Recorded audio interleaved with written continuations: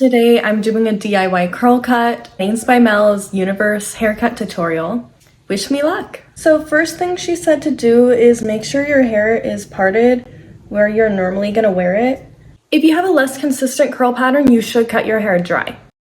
She says to then find the apex or the top point of your head and basically make sections right behind your ear, and you're gonna wanna do that on both sides.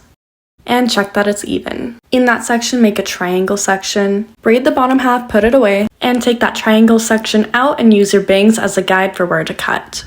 I guided the triangle section backward instead of up or down just to get some subtle layering to go in the back, and make sure that you memorize basically like the angle and direction that you're guiding because you want to use that for the rest of the sections too. I get so scared every time I cut my hair, but here's me checking for evenness. All good. I really had to focus on keeping these two sections separate to make sure that I'm cutting the right parts. Fine low density hair can look less full if there's too extreme of layers. So notice how I guided it back? The higher you guide the hair, the more extreme the layers are gonna be. And if you guide it back, it's gonna be a little bit shorter in the back and longer in the front, which is exactly what I want. And I wanna emphasize I'm taking a new section and an old already cut section, and that's how I'm comparing them. And this is the hand placement to keep them separated.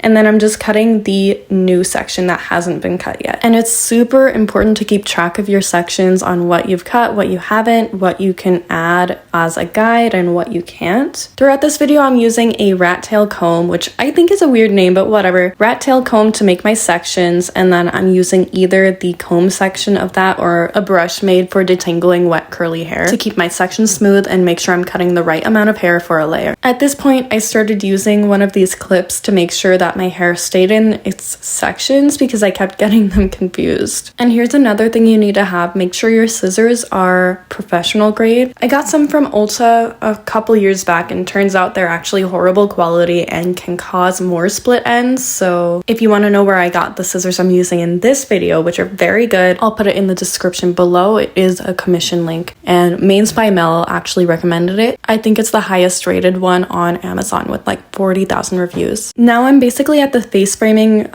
layers, which didn't really need much according to the other guiding layers, so I just kind of freehanded it. And now the bangs themselves, which always feel either way too long or way too short. This time I got it right. Did the entire other side the same, checking for evenness. Mains by Mell called this one the DIY and call your mom because yes, you do need someone to cut the back of your hair. What if